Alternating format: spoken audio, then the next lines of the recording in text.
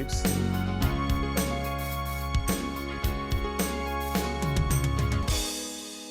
Neither do we.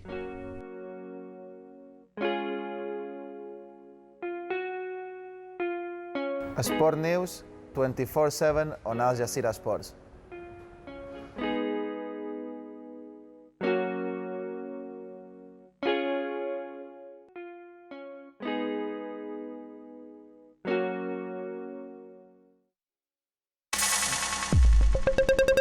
الآن أخبار الرياضة.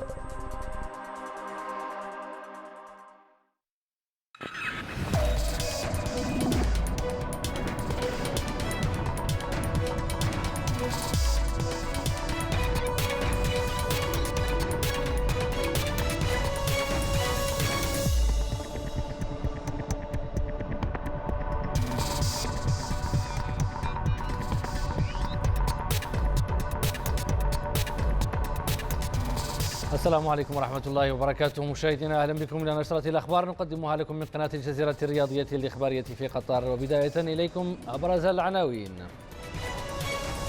إمارة موناكو تحتضن حفل الإعلان عن اسم المدينة المستضيفة لبطولة العالم لألعاب القوى لعام 2017 والدوحة في منافسة لندن. مواجهة قوية بين الكويت ولبنان، وقطر تستقبل إندونيسيا والأردن والعراق من أجل تأكيد التفوق، والسعودية وعمان والإمارات تبحث عن أول انتصار لها في التصفيات المؤهلة للمونديال. موقعة نارية بين تركيا وكرواتيا في الملحق الأوروبي المؤهل ليورو 2012، والبرتغال بقيادة رونالدو في ضيافة البوسنة، ومنتخب تشيك يلاقي مونتينيغرو.